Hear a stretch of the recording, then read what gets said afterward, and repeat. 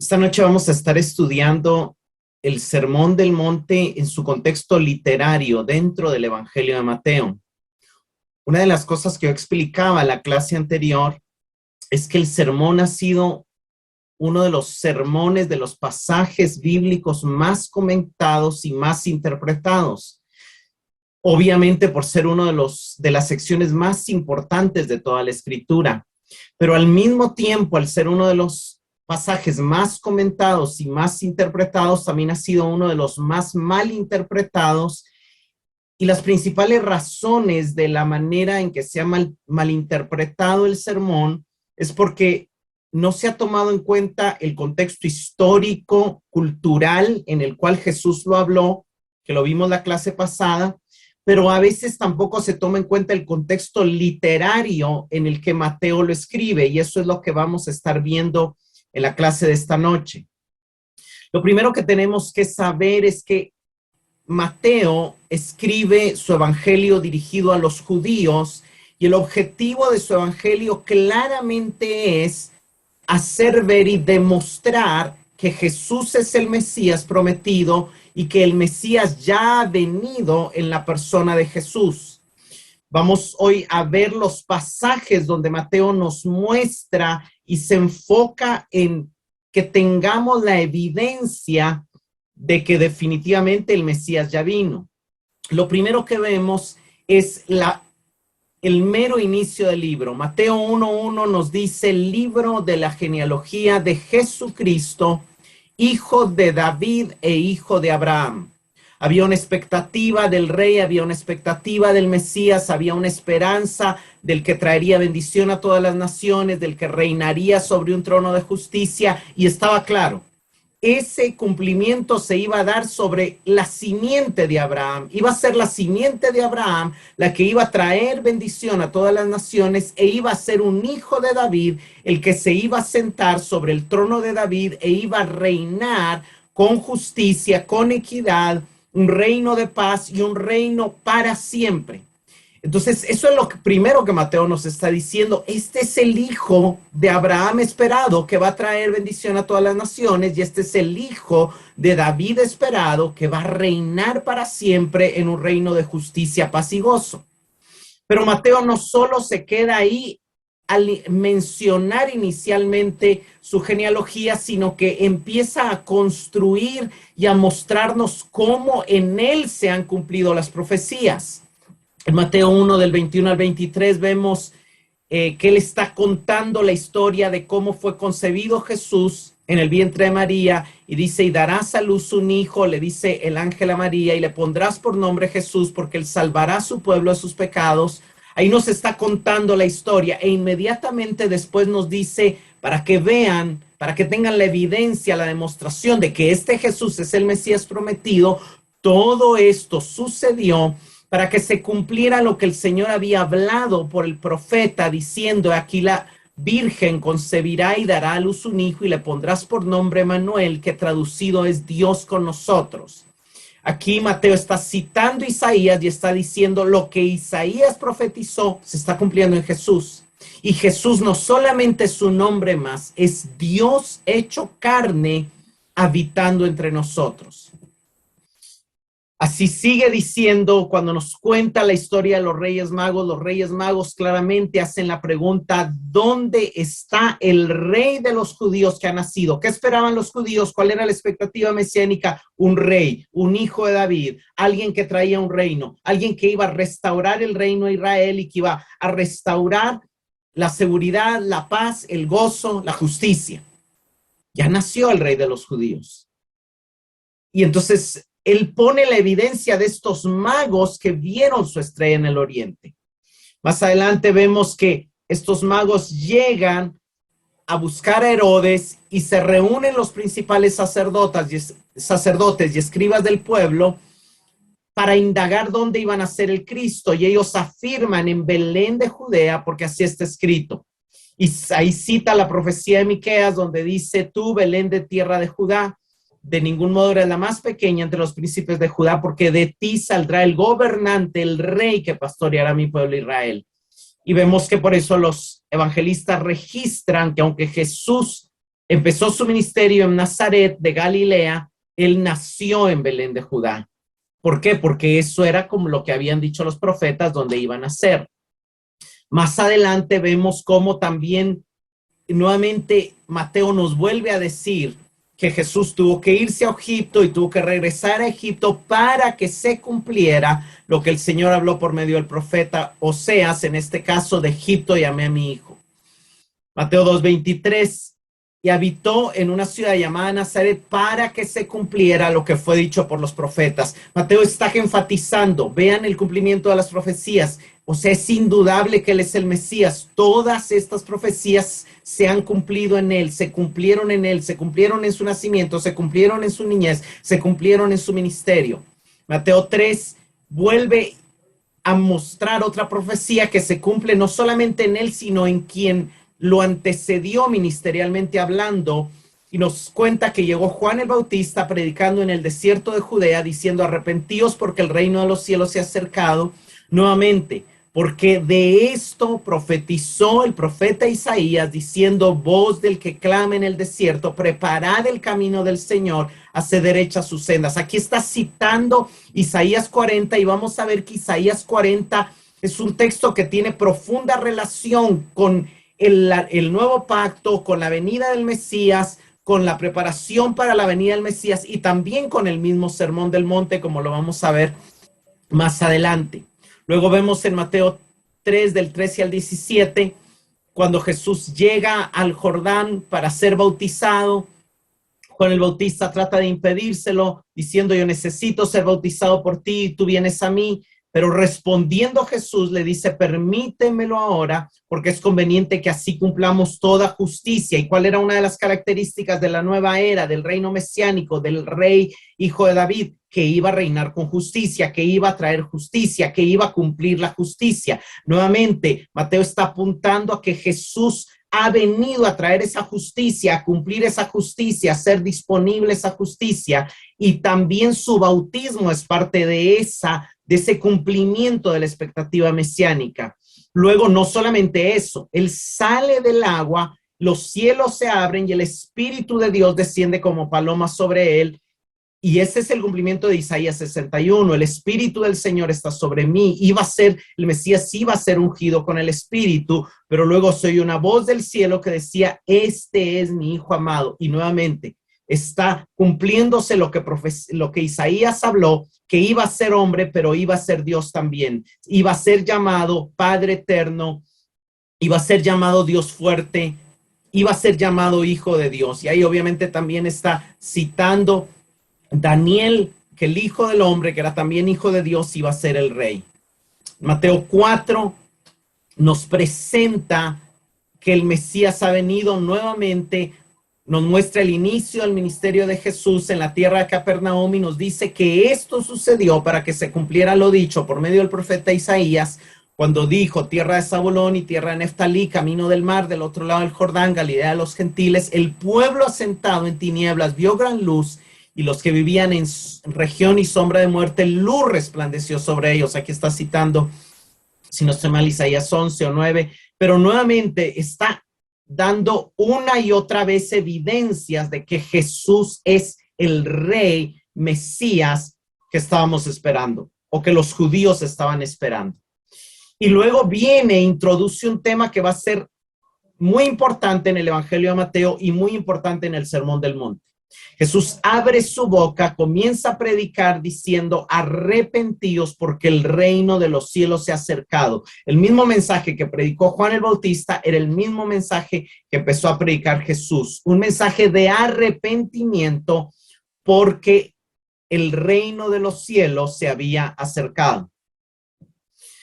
Entonces vemos claramente, Mateo nos ha presentado al Rey Jesús y ha comprobado que su genealogía nos muestra que Él es el Mesías, su nacimiento nos muestra que Él es el Mesías, su bautismo nos muestra que Él es el Mesías, y aún su victoria sobre la tentación, que no cita ningún pasaje, nos muestra que Él es el perfecto, el justo, el único que pudo vencer al enemigo donde ningún otro ser humano lo ha podido vencer. Entonces Él nos da todas las evidencias En el contexto, antes de dar el sermón, él nos ha mostrado de que Jesús es el Mesías.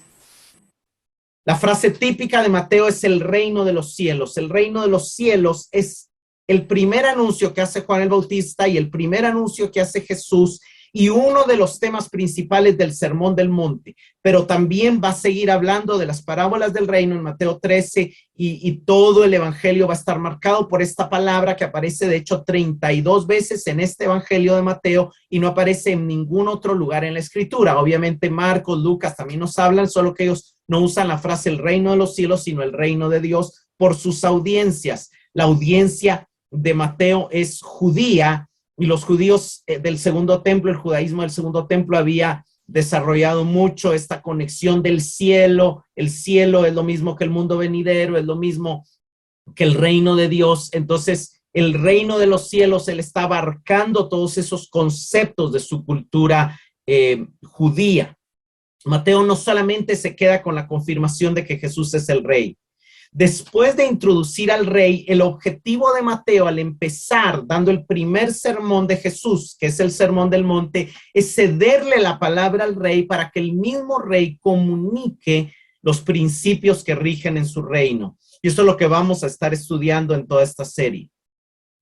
Pero algo bien importante que no podemos dejar de lado dentro del contexto del Evangelio de Mateo, que si vamos a Lucas es similar y si vamos a Juan es similar, es que la primera etapa del ministerio de Jesús, antes de empezar a predicar de manera más detallada, de dar el mismo sermón del monte y de hacer grandes obras, es llamar a sus discípulos. Jesús no tiene tanta actividad sin primero haber llamado un grupo para que estuviera con él.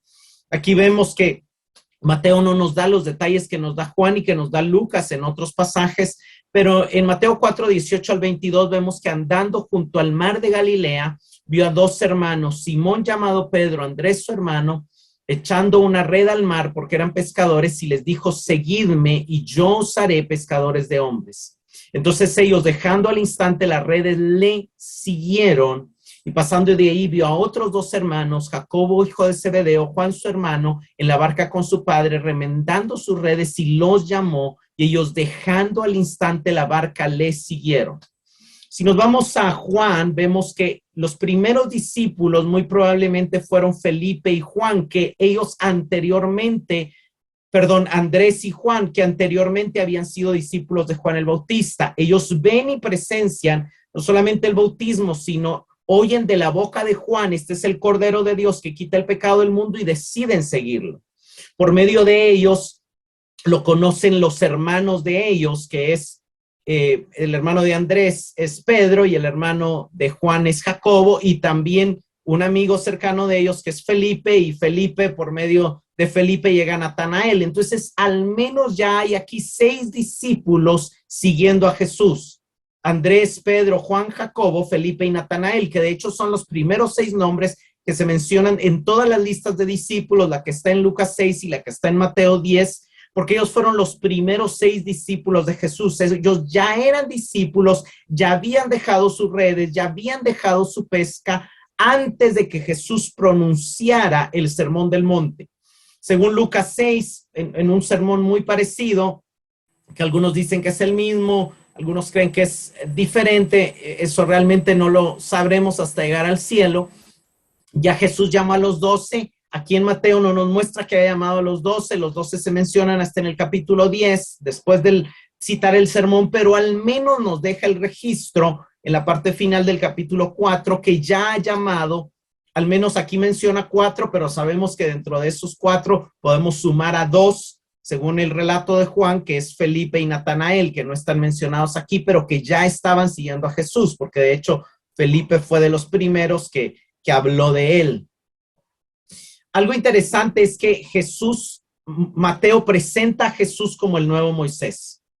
Luego de ver el contexto literario, un resumen de los primeros 4 capítulos antes de empezar el sermón, algo muy interesante es que aunque no parece tan evidente, los judíos iban a reconocer algo que para nosotros es más difícil reconocer, es que en todo este relato Mateo ha estado trayendo similitudes entre Moisés y Jesús, porque ellos quieren que el pueblo vea a Jesús, no solamente como el hijo de Abraham, no solamente como el hijo de David, sino que también Moisés dio una profecía y dijo, se levantará un profeta igual que yo, al cual oiréis.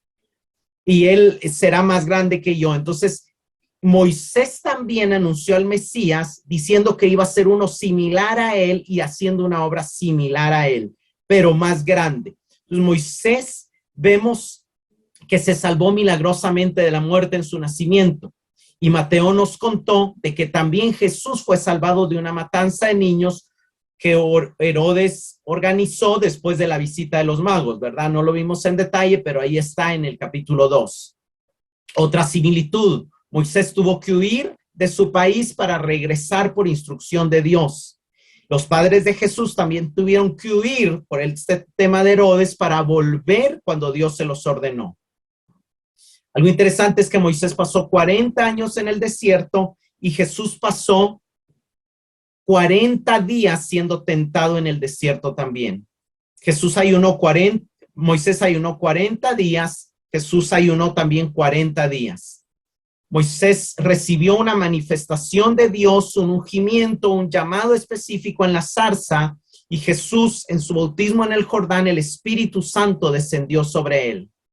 Moisés anunció la salida de Egipto del pueblo y Jesús está anunciando al inicio de su mensaje, cuando Moisés tiene sus primeros encuentros de nuevo con el pueblo de Israel, les anuncia que va a salir de Egipto. Jesús ya no anuncia la salida de Egipto, Jesús anuncia la venida del reino, que al final también era un nuevo éxodo, porque por eso Pablo después va a decir que fuimos trasladados del reino de las tinieblas al reino de su Hijo amado.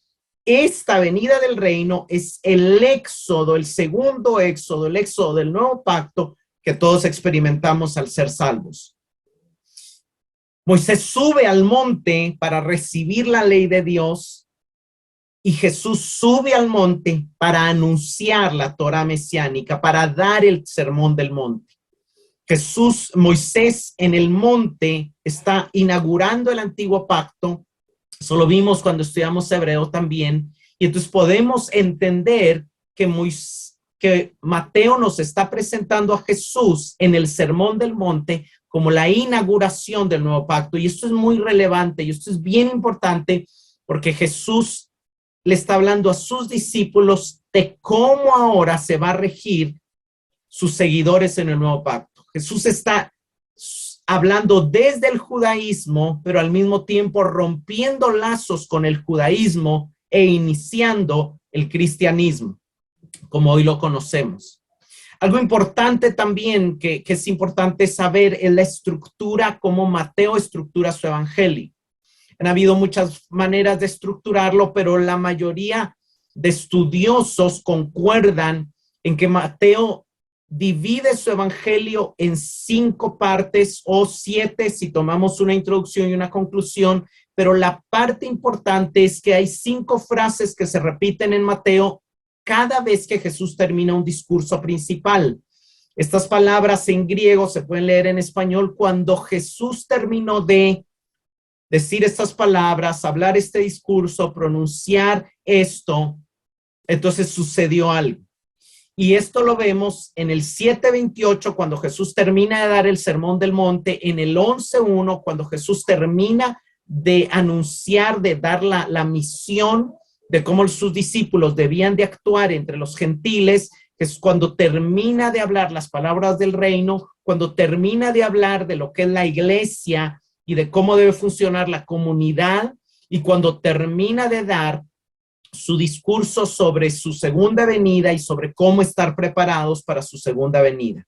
Entonces podríamos dividir el Evangelio de Mateo como una introducción, que es lo que estamos resumiendo el día de hoy, donde él presenta las evidencias de que Jesús es el Mesías, donde luego le cede la palabra a Jesús para iniciar lo que va a ser los discursos del nuevo pacto, y así como lo primero que vemos en la ley son los 10 mandamientos, que es lo más importante, y luego vienen una serie de decretos y de leyes sobre purificación, sacrificios y leyes civiles y ceremoniales. Así lo primero y más importante es el Sermón del Monte. Por eso es el primer discurso, y luego vemos continuaciones que van a ampliar el Sermón del Monte, así como todas las leyes son una ampliación de los 10 mandamientos. Para Mateo, el Sermón del Monte sería lo que era para Moisés el decálogo o las tablas de la ley, y lo que era el resto de la ley sería el resto de discursos de Jesús. Alguno dirá, bueno, ahí hay capítulos que faltan, ¿verdad? Sí, Mateo une discursos con narrativa, y esas narrativas después de los discursos son la evidencia de señales y de poder que muestran que este discurso es real. Por ejemplo, en el Sermón del Monte Jesús se presenta como rey, y luego en el capítulo 8 y 9 hace milagros y demuestra su autoridad sobre los demonios, sobre la naturaleza, sobre las diferentes áreas, ¿verdad? Sobre principalmente eso, sobre los demonios, sobre la naturaleza, sobre las enfermedades, su entendimiento de la ley. Entonces, cada discurso va seguido por una narrativa que confirma que ese discurso es autoritativo, ¿verdad? Después de la misión, los capítulos 11 y 12 también hablan de Jesús en misión. Después de las parábolas del reino, vemos cómo se va definiendo en los capítulos 14 al 16 quiénes están en el reino y quiénes no están en el reino. Después del capítulo 18 también hay una sección de narrativa sobre esa formación de esa comunidad. Y luego de los capítulos 23 al 25, pues básicamente sí ya viene la conclusión, que es todo el proceso de presión, crucifixión y resurrección de Cristo. ¿Cuáles son los temas principales del Evangelio de Mateo? Que obviamente los vamos a encontrar en el Sermón del Monte, pero no solo en el Sermón del Monte. El principal tema del Evangelio es el reino de los cielos, que se menciona en el sermón y también muy fuerte en las parábolas del reino, pero que no está fuera en el discurso de la iglesia, en el discurso de misión y en el discurso sobre su segunda venida, ¿verdad? Este es un tema clave, ¿verdad? De hecho, el último discurso le preguntan, ¿cuándo será estas cosas? Tu reino, la plenitud del reino. Entonces él explica, ¿verdad? Otro de los temas claves en Mateo es el tema de la justicia, ¿verdad? Que está muy enfatizado. Vamos a ver algunas cosas hoy en el sermón. El tema del testimonio, el tema de ser luz, el tema de ser sal, el tema de buenas obras también se repite varias veces en el Evangelio de Mateo. El tema de la comunidad de la iglesia, siempre hay una división, los buenos, los malos, el árbol bueno, los peces buenos, el buen tesoro y aquello que separa, ¿verdad? Otro de los temas es el tema de la escatología, el juicio final. Eso se ve en el capítulo 7. Desde el sermón, unos entrarán, otros serán echados a las tinieblas de afuera, aunque le llamaron Señor, Señor, y aunque tuvieron dones. Uno, su casa permanecerá, otra, su casa será destruida. Eso es juicio final. Y básicamente, un tema que se repite en todos los discursos es que la revelación provoca separación de personas en dos grupos, dependiendo de la respuesta de la fe en Jesús. Aquí lo vemos en el capítulo 7. Algunos van a dar mal fruto, otros buen fruto. Unos van a ser prudentes y van a edificar su casa obedeciendo las palabras. Otros van a hacer caso omiso de las palabras. Eso es el sermón. Cuando vamos al testimonio, unos van a ser recibidos, de otros tienen que sacudir el polvo de las sandalias de sus pies. Cuando vemos las parábolas del reino, la semilla va a caer en unos, va a dar fruto, en otros no va a dar fruto. Cuando vamos así en cada discurso, en los discursos de último, unos van a esperar al Señor siendo fieles y otros lo van a esperar siendo imprudentes y van a ser dejados fuera, ¿verdad? Entonces, unos en el discurso de la iglesia, en el 18, unos van a atender el llamado, la disciplina de la iglesia, y otros se van a rehusar a recibir la disciplina de la iglesia, y hay que tomarlos por gentiles y publicanos. Siempre hay una respuesta de dos grupos, y la respuesta es: ¿hay fe en Jesús o hay incredulidad? Y la respuesta de fe es un buen fruto, es obediencia, y la respuesta de incredulidad obviamente no. Y aquí vemos básicamente, ¿verdad? Felicidad, bienaventurados, o ay de vosotros, Mateo 23. Todos los bienaventurados se pueden encajar con los ay. Una expresión de qué dichoso con una expresión de qué lamentable la situación o el fin al que a este está caminando. Hay virtud y vicio, ¿verdad? El que perdona y el que no perdona, el que perdona y el que está airado, el que se mantiene puro contra el que adultera. hay el perfecto y el hipócrita, ¿verdad? Los que oran en secreto, en perfección al Padre, y los que oran para ser vistos, el hipócrita, ¿verdad? El prudente, el insensato, el que obedece las palabras y el que no las obedece. El trigo y la cizaña, ahí ya estamos en Mateo 13. En Mateo 23 y 24, el buen siervo y fiel y el siervo malvado y negligente. Y en Mateo 25, las ovejas que son separadas a la derecha y las cabras que son puestas a la izquierda. Eso es clave, eso está en todo el evangelio, ¿verdad? Todo el evangelio, Mateo nos está haciendo la pregunta: ¿de qué grupo quieres ser? ¿A qué grupo quieres pertenecer? ¿Cuál destino estás buscando? Cuando vamos al Sermón del Monte y buscamos su estructura, esta es la estructura que mejor nos muestra. Uno de los temas claves es la mayor justicia. MJ significa mayor justicia. Y el sermón empieza con las bienaventuranzas, porque también dentro de el sermón, nuevamente el decálogo son las bienaventuranzas. La parte importante va al inicio. Luego viene cómo esa mayor justicia se relaciona con la Torá, cómo esa mayor justicia se relaciona con los actos piadosos de oración, ayuno y limosna. Como cumbre, como parte central y más importante del sermón es el Padre Nuestro. Luego, después del Padre Nuestro, viene esa mayor justicia y las riquezas. Luego viene la mayor justicia y las relaciones externas. Y luego viene el tema de los dos caminos. Entonces, que es al final el destino, ¿verdad? En una estructura ya del sermón, no del evangelio, sino del sermón, podríamos ver que está el marco y el contexto del evangelio y nos muestra la introducción, el mensaje del evangelio del reino. Esto lo vemos en el capítulo 4, 23 al 25, ya lo leímos. Jesús llamando a sus discípulos, iniciando su mensaje: arrepentíos porque el reino de los cielos se ha acercado, ¿verdad? Antes de decir el sermón, él ya llamó al arrepentimiento y él ya llamó discípulos, ¿verdad? Y esos discípulos ya le reconocieron como Señor, según lo vemos en Juan, cuando Felipe le dice a Natanael: hemos encontrado al Mesías, cuando Natanael le dice: tú eres el Cristo, el Rey. Y cuando Lucas nos cuenta también cómo en su encuentro con Pedro, al ver la pesca milagrosa, se postra ante él y le dice: apártate de mí, Señor, porque soy pecador. Ya ha habido en ellos un reconocimiento de su pecado y un reconocimiento de Jesús como Rey. Eso es algo que es importante tomar en cuenta. Luego empieza Mateo contándonos, qué es lo que vamos a ver hoy: Jesús ascendiendo al monte y sentándose y abriendo su boca para hablar. Que ahí nos está mostrando Jesús como este nuevo Moisés, como este legislador, como este nuevo rey, sentándose en su trono y empezando a dar su discurso. También nos recuerda a Salomón sentándose en su trono y escribiendo a los jóvenes: oíd mis palabras y aprended sabiduría. Esa es la imagen que debe de venir a nuestra mente cuando vemos a Jesús dándonos el sermón del monte.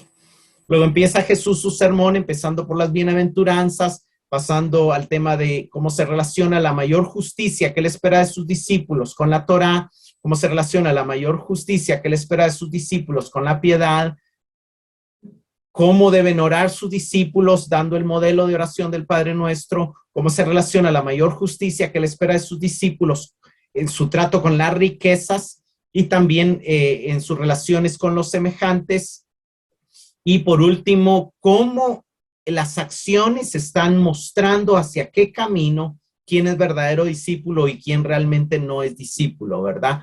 Por último está cuando él baja del monte y todos se maravillan de sus palabras, y cuando él termina de hablar y empieza a demostrar con sus acciones, sanidades, prodigios, milagros, que él realmente es el rey que ha proclamado ser.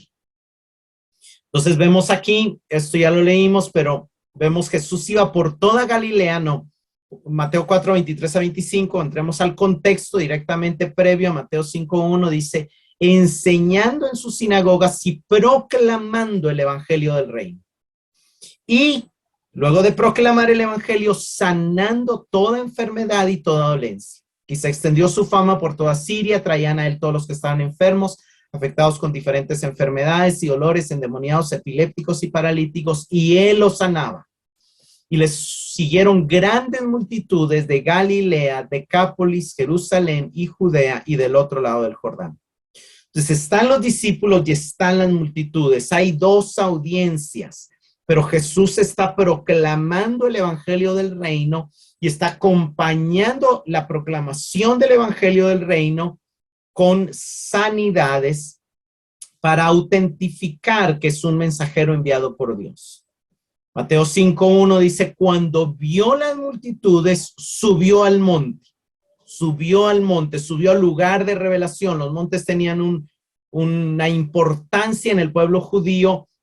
Muchas cosas surgieron en los montes y Dios se revelaba en los montes. La revelación siempre se dio en los montes y grandes acciones como cuando descendió fuego del cielo, en el sacrificio, en el altar de Elías fue en un monte, las leyes fueron dadas en un monte, Abraham ofreció a Isaac en un monte y bueno, muchas otras cosas, ¿verdad? Entonces Jesús sube al monte y después de sentarse, se sienta como rey, se sienta en su trono, sus discípulos se acercaron a él. Entonces, a quien él se está dirigiendo es a los que ya han creído en él, a los que ya se han arrepentido, a los que ya le han declarado como Señor. Sus discípulos se acercaron a él. Bueno, aquí, al hacer uso del monte y la mención del monte, lo que Mateo nos está diciendo es que Jesús trae revelación divina. A través de todo el mundo antiguo, los lugares altos se conciben como el sitio donde los dioses hablan y revelan, tanto para los judíos como para todas las naciones de alrededor. Y recordemos que Mateo nos acaba de decir que le siguió gente de Galilea, de Decápolis y de muchas otras naciones. David y Allison escriben, cuando Jesús sube al monte para pronunciar su sermón, Jesús está hablando como el Mesías mosaico y entregando la Torá mesiánica. Esto ya lo dijimos, ¿verdad? Jesús está tomando el lugar de Moisés, trayendo la nueva ley del nuevo pacto. Eso es lo que Mateo nos está diciendo. Y el verso 2 de Mateo 5 nos dice, y abriendo su boca les enseñaba diciendo, y obviamente para nosotros que no tenemos esta mentalidad judía, decimos, bueno, es lógico que si alguien va a hablar y va a enseñar, tiene que abrir su boca, ¿verdad? Pero realmente hay más en el texto y lo que Mateo está enfatizando es la seriedad de este discurso. La frase abriendo su boca le está dando un tono de solemnidad a la enseñanza, pero también nos está recordando algunos pasajes del Antiguo Testamento. Y aquí tenemos que ir al Salmo 78, 1 y 2, donde dice, escucha pueblo mío, mi enseñanza. Es un llamado de Dios a escuchar su enseñanza. Inclinad vuestro oído a las palabras de mi boca, en parábolas abriré mi boca. Quizá Mateo tiene este pasaje en mente, o quizá a los lectores de Mateo, que son judíos, que han leído la Torá en la sinagoga todos los sábados y se la saben de memoria, identifican esa frase, en parábolas abriré mi boca. ¿Quién? Dios, porque está trayendo su enseñanza, está trayendo nueva revelación. Proverbios 31, 8 y 9 también dice, abre tu boca por los mudos, por los derechos de los desdichados, abre tu boca, juzga con justicia y defiende los derechos del afligido y del necesitado. Algo interesante que Jesús va a hacer en el sermón es que va a contrastar su discurso de cómo se alcanza la felicidad con los discursos que la gente ha venido oyendo los últimos años. Aristóteles, que mencionamos la semana pasada, ya había dicho que la felicidad se alcanza por medio de aprender la virtud. Pero también había dicho Aristóteles que una de las virtudes que había que aprender era la valentía, era la fuerza, era el coraje. Viene Jesús y da un discurso, eso obviamente lo vamos a volver a ver dentro de 8 días, totalmente diferente. Y él no exalta ni a los ricos, ni a los pobres, ni a los valientes, sino que él muestra que la felicidad está solamente disponible para los desdichados, para el afligido y para el necesitado. Porque la descripción de pobre de espíritu, la descripción de manso, la descripción que Jesús hace del que llora, está precisamente trayendo este pasaje se está cumpliendo. Jesús está viniendo a su pueblo y está abriendo su boca, no para exaltar a los sabios y a los líderes, no. Él está mostrando el valor Y como el reino se abre precisamente para estos, para los mudos, para los desdichados, para el afligido y para el necesitado. Él está juzgando con justicia y le está abriendo una oportunidad a aquellos a quienes la sociedad les ha cerrado la oportunidad. Vamos a profundizar más en eso la otra semana, que vamos a ver directamente: bienaventurados los pobres en espíritu. Otro de los pasajes que es importante tener en cuenta como el trasfondo y parte del contexto literario, ya no inmediato, sino un contexto literario más amplio, es el libro de Isaías. Isaías 40, ya lo mencionó Mateo cuando nos habló de Juan el Bautista, pero Isaías 40 muestra, es como el inicio del nuevo pacto. A partir de Isaías 40 se conoce Isaías como el libro de la consolación, ¿verdad? Primero habló del rey, luego habló del de juicios, y ahorita va a empezar a hablar del siervo y del nuevo pacto y de lo nuevo que trae el siervo. Y lo primero que habla es consuelo. Consuelen a mi pueblo. Su lucha ha terminado. Ya viene el rey. Entonces viene una voz en el verso 3 diciendo: preparen el camino del Señor. Allanen en la soledad calzada para nuestro Dios. Que el valle sea elevado, que los montes y collados sean bajados, y todo el terreno escabroso se vuelva llano y lo abrupto se vuelva valle. ¿Por qué? Porque así será revelada la gloria del Señor, y toda una la verá, porque la boca del Señor está. ¿Qué nos está diciendo Mateo? Vino Juan el Bautista, Jesús nos está revelando la gloria del Señor. Y luego nos dice Hebreos, Él es la imagen exacta de su gloria. Luego nos dice Juan, a Dios nadie le dio jamás, pero Él unigénito nos lo dio a conocer. Por medio de Él hemos visto su gloria. Entonces, tanto Juan como Hebreos nos muestran, nos ayudan a entender que Mateo está teniendo en mente Isaías 40 cuando lo cita, y nos está diciendo: Jesús el Rey ya vino, y vino para revelarnos la gloria del Señor. Una voz dijo, entonces él respondió: ¿qué he de clamar? Toda carne es hierba, y todo su esplendor como flor del campo. Sécase la hierba, marchítase la flor, cuando el aliento del Señor sopla sobre ella. En verdad el pueblo es como hierba. Vuelve a decir: sécase la hierba, marchítase la flor, mas la palabra de nuestro Dios permanece para siempre. ¿Qué es lo que trae Jesús? Esa palabra eterna y ese discurso de lo eterno. ¿Cómo podemos hacer tesoros en los cielos que permanezcan para siempre? Eso es parte del mensaje del sermón. Por eso es tan importante, porque el sermón es la clave para hacer un valor, un tesoro eterno, para alcanzar una recompensa eterna que permanezca para siempre. Y vean el verso 9 de Isaías 40. Súbete a un monte alto, oh Sión, portador de buenas nuevas. Levanta con fuerza tu voz, oh Jerusalén, portadora de buenas nuevas. Levántala, no temas. Di a las ciudades: aquí está vuestro Dios. ¿Qué nos dice Mateo? Jesús subió a un monte. ¿Qué nos dice Mateo? Aquí está Dios. Aquí está nuestro Dios, subido en el monte. He aquí el Señor Dios vendrá con poder, y su brazo gobernará por él. He aquí, con él está su galardón, y delante de él su recompensa. ¿Cuál es uno de los temas claves en el sermón? Si lo haces en secreto, tu recompensa. Donde esté tu tesoro, la palabra tesoro y recompensa son intercambiables en el griego. Entonces vemos cómo Mateo nos está mostrando el cumplimiento de Isaías 40. Jesús nos está poniendo a nuestra disposición cómo lograr adquirir o trabajar por una recompensa eterna.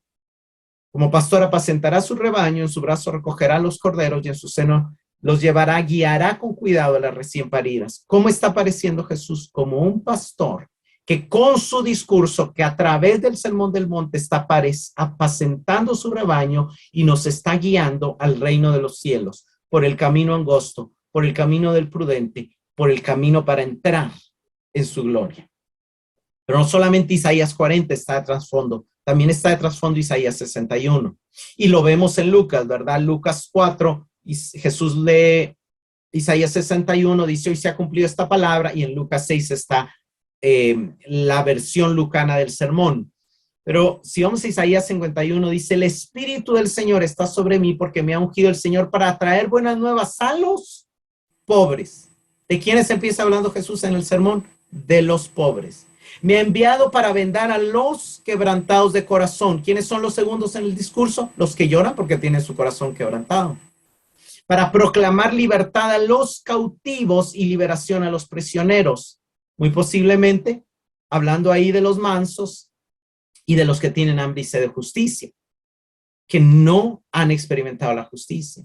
Para proclamar el año favorable del Señor y el día de venganza de nuestro Dios, para consolar a todos los que lloran. ¿Qué dice Jesús? Los que lloran serán consolados. Ahí hay un influjo tanto en la mente de Jesús diciendo yo soy el cumplimiento de Isaías 40, yo soy el cumplimiento de Isaías 61, como de Mateo demostrarnos que Jesús es el cumplimiento de estos pasajes.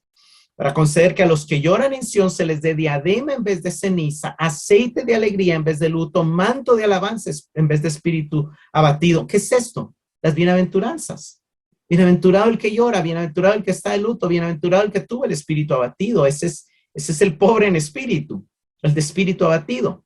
Entonces vemos cómo la alegría, la felicidad, la bienaventuranza viene habiendo pasado por estas etapas. Y eso es el mensaje de Jesús que choca con lo que habían dicho los filósofos y los rabinos, que nadie lo había dicho. Porque Jesús le da un valor en el sermón, lo vamos a ir viendo, al sufrimiento que nunca se le había dado al tema de la felicidad. ¿Por qué? Para que sean llamados robles de justicia. Vemos que la palabra justicia aparece mucho en el sermón. Plantío del Señor para que Él sea glorificado.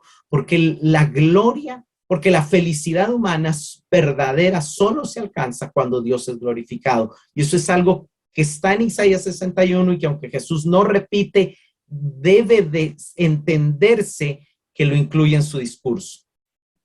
Sigue diciendo Isaías 61, 8, porque yo el Señor, al final de Isaías 61, amo la justicia, odio el robo y la iniquidad. Finalmente le daré su recompensa y haré con estos un pacto eterno. Entonces, vemos cómo Él ama la justicia y por eso Él ama a los que tienen hambre y sed de justicia. Daré su recompensa y por eso Él repite, mi Padre os recompensará, tendrá su recompensa, habla de recompensa, haré con ellos un pacto eterno. Nos está recordando el nuevo pacto. Su descendencia será conocida entre las naciones, sus vástagos en medio de los pueblos. Todos los que los vean los reconocerán porque son la simiente que el Señor ha bendecido. ¿De dónde saca Jesús? Serán llamados hijos de Dios de este pasaje. De este pasaje, los demás están reconociendo que ellos son la simiente del Señor que Dios ha bendecido. En gran manera me gozaré en el Señor, mi alma se regocijará en mi Dios, porque Él me ha vestido de ropas de salvación, me ha envuelto en el manto de justicia, como el novio se engalana con una novia. Tiene hambre y sed de justicia, son vestidos de justicia. Porque como la tierra produce sus renuevos y el huerto hace brotar lo sembrado en él, así, ahí habla Jesús del buen árbol que da buen fruto. Así hará el Señor Dios que la justicia y alabanza broten en medio de las naciones de la tierra. Que los hombres vean vuestras buenas obras. Esa es la manera en que la justicia está brotando y hay una relación muy, muy fuerte en las palabras de Jesús con estos pasajes de Isaías 40 y Isaías 51. Entonces llegamos, voy a dar solo de una manera global, bienaventurados. ¿Qué son las bienaventuranzas? Las bienaventuranzas es la descripción de aquellos que representan el reino de los cielos al que pertenecen. Bienaventurados se puede traducir felices, dichosos, florecientes, y está en tercera persona. Después va a cambiar a primera persona en el verso 11. Pero en tercera persona los está viendo desde fuera y está diciendo, de ellos es el reino de los cielos. Y algo importante, hermanos, es que generalmente nuestra mente se para y pensamos que solo los que lloran serán consolados y que solo los humildes van a heredar la tierra y que no. O sea, los habitantes del reino son al mismo tiempo pobres en espíritu, lloran, son humildes, o sea, todo encaja, es pobre en espíritu y por eso llora y por eso es humilde y por eso tiene hambre y sed de justicia y por eso puede ejercer misericordia y por eso su corazón está limpio y por lo mismo procura la paz y por lo mismo son perseguidos. Entonces, cuando dice de ellos es el reino de los cielos, no es que el reino de los cielos es solo de los pobres y de los perseguidos, no, el reino de los cielos es de los humildes, de los misericordiosos, de los que tienen hambre y sed de justicia, de los que procuran la paz. Y vemos que hay ciertas cosas que resaltan, ¿verdad? La palabra justicia, perseguidos por causa de la justicia, hambre de justicia, misericordia es palabra que resalta y el reino de los cielos. Pero luego viene y dice, bienaventurados seréis cuando os insulten y os persigan. Entonces ya se enfoca a ellos, a sus discípulos, por causa de mí. ¿Por qué? Porque ya me están siguiendo.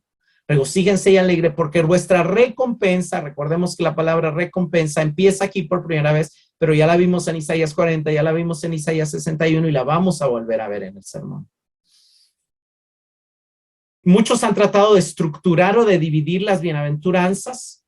Las bienaventuranzas son 9, pero en general la mayoría las ha visto como 8 porque han unido la octava y la novena como perseguidos y vituperados, y aunque realmente se podrían unir, realmente si Jesús usa 2 veces el término, yo prefiero separarla.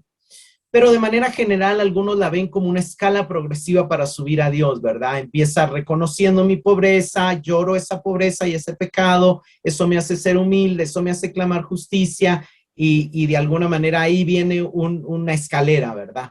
Algunos no ven tan claro, pero sí ven como una división, la mayoría ven una división en 2 partes, y entonces ven las primeras 4 como el proceso de conversión. Yo me acerco a Dios, reconozco mi pobreza, lloro mi pecado, me humillo ante Él, clamo por su salvación, clamo por su justicia, Él me justifica, ok, ya soy salvo. Entonces ahora empiezo a extender misericordia, empiezo a actuar con un corazón más puro, empiezo a procurar la paz, y eso trae persecución a mi vida, ¿verdad? Entonces puede ser también.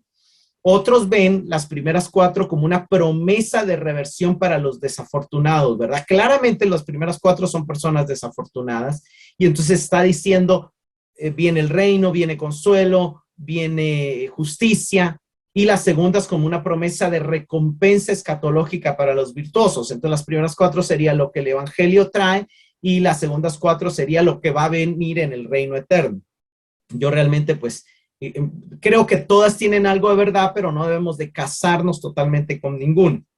Otros las dividen por ser 9 en 3, y porque el sermón tiene muchas divisiones en 3, digamos 3 maneras de poner el juicio final, 3 maneras a veces Jesús pone 3 ejemplos en ciertos mandamientos, entonces algunos ven las primeras 3 como un llamado a la humildad, las segundas 3 como un llamado a la justicia, y realmente encaja, ¿verdad? El llamado a la humildad es reconocer la pobreza, llorar y ser manso o humilde. Un llamado a la justicia, tener hambre y sed de justicia, ejercer esa justicia teniendo misericordia y buscar esa justicia teniendo un corazón limpio. Y lo último como un llamado a la paz, ¿verdad? Siendo pacificadores y siendo perseguidos y vituperados, ¿verdad? También de alguna manera tiene algo de verdad.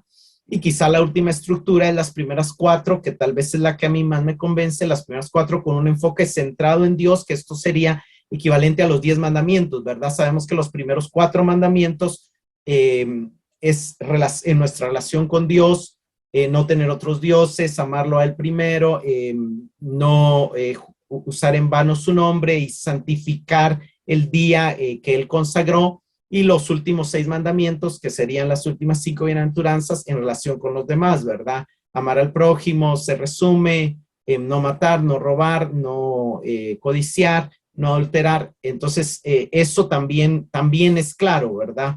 Aquí ser misericordioso es yo no soy misericordioso con Dios, ni soy pacificador con Dios, y aunque sí mi corazón debe ser limpio tanto con Dios, también debe serlo con mi hermano, y la persecución pues tiene que ser en un ámbito relacional con el ser humano, ¿verdad? Quiero terminar con algunos comentarios de las bienaventuranzas, obviamente las vamos a ir viendo detalladamente, pero nada más para dar una introducción y una preparación a recibirlas. Jonathan Pennington escribe, las bienaventuranzas se sitúan en una cristocéntrica comprensión apocalíptica y escatológica del mundo, presentan el verdadero florecimiento y felicidad humana como algo que entraña sufrimiento, en tanto que los discípulos de Jesús esperan el reino venidero que Jesús está inaugurando. Esta implícita una invitación a los oyentes a reorientar su pensamiento y sensibilidades acerca de lo que significa prosperar y vivir plenamente. Lo más chocante de las bienaventuranzas, y eso lo vamos a ver con detalle, es que Jesús exalta un elemento de sufrimiento que ningún filósofo ni rabino ha exaltado este momento y lo pone casi como una necesidad para alcanzar la felicidad. Eso nos cambia el concepto y obviamente bota por los suelos el evangelio de la prosperidad y un falso discurso de que el cristiano ya no va a sufrir, ¿verdad? Y por eso, también de las expectativas que nosotros tenemos de lo que llamamos felicidad como ausencia de sufrimiento. Benedict Green dice o escribe: las bienaventuranzas son una descripción sumaria del carácter del verdadero discípulo. Encapsulan la clase de persona como la que será percibido el discípulo si éste sigue fielmente los requisitos del Sermón del Monte. O sea, lo que él está diciendo es: todos estos requisitos van a demostrar que este es discípulo de Cristo, que este sigue a Cristo, que este está buscando parecerse a Cristo, porque al mismo tiempo describen a Cristo. Asimismo, a la inversa, dice él, muestran el tipo de persona que el discípulo tendrá que ser si va a estar a la altura de las exigencias del sermón y va a perseverar en el camino correcto y angosto. Entonces, quiere el discípulo hallar la vida, quiere el discípulo florecer, quiere el discípulo disfrutar del reino. Y aquí tenemos que recordar la carta a los hebreos. Ya han recibido ustedes, pero son niños. Podrían estar disfrutando, podrían haber avanzado a la madurez, podrían estar siendo maestros. Entonces es como ese mismo llamado, ¿verdad? Quieren ser maestros, quieren ser luz, quieren ver la gloria de Dios en sus vidas. Este es el camino. Esta es la senda. Esto es lo que, son las facetas de su carácter que tienen que desarrollar para que puedan hallar la vida, no solamente en la eternidad, sino aquí también, porque ese es el tema, el llamado tanto de Pablo como del escritor de los Hebreos, como de Jesús, es a disfrutar ya del reino aquí, en el ya, sin negar el todavía no, sin negar que la felicidad completa vendrá, pero ya puedo disfrutar una vida plena y satisfactoria aquí, pero sí hay un esfuerzo, sí hay un costo, sí hay una perfección, sí hay una santificación que tengo que buscar. Las bienaventuranzas exponen lo que implica la obediencia al doble mandamiento del amor. O sea, de manera general, el Sermón del Monte nos muestra cómo amar a Dios y cómo amar al prójimo. Termino, como siempre, con algunas preguntas de reflexión. ¿Habías visto cómo Mateo presenta a Jesús como el Mesías prometido y como el nuevo y mejor Moisés? O sea, ¿habías logrado ver en tu lectura de Mateo a Mateo presentando a Jesús como el nuevo y mejor Moisés? ¿Habías visto a Jesús dando el sermón del monte como el rey dando la ley del nuevo pacto? Similar a como Moisés bajó y dio la ley, dio los 10 mandamientos al pueblo. Notas que antes que Jesús dé el sermón del monte ya ha llamado a sus discípulos y ha pedido que se acerquen a él antes de empezar a hablar. ¿Estás consciente que perteneces al pueblo del nuevo pacto y que hemos recibido ya un reino inconmovible, como se nos dice Hebreos 12:28, y que podemos ya disfrutar de la parte del reino que es un ya? ¿Te parecen las bienaventuranzas atractivas como la descripción del carácter que el Espíritu Santo está formando en tu alma?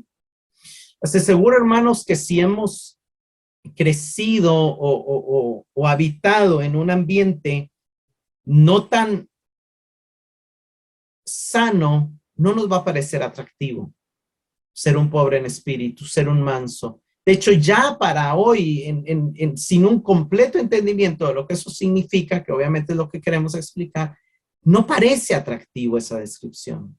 Y sin embargo, Jesús está diciendo: ¿quieren tener una vida significativa y satisfactoria? ¿Quieren tener una vida feliz? ¿Quieren vivir plenamente? Este es el camino. Este es el camino. Entonces quiero terminar orando. Señor, pedimos que prepares nuestro corazón para escuchar, para aprender y para entender el sermón como seguidores tuyos, siendo tú nuestro rey. Que ahora que hemos entendido que es la ley del nuevo pacto, pero al mismo tiempo tus consejos para vivir una vida satisfactoria y feliz, podamos aprovechar y comprender tu enseñanza, y no solamente comprenderla, sino aplicarla a nuestra vida, Señor. Gracias, porque ya has venido, porque ya te has manifestado, porque ya has traído el reino, porque ya fuiste a la cruz, porque ya inauguraste el nuevo pacto y porque ya hiciste disponible un reino inconmovible que nosotros hemos ya recibido. Ayúdanos a disfrutar, ya vivir como embajadores y habitantes de ese reino de los cielos, aún todavía estando en esta tierra. Gracias, Señor. Amén.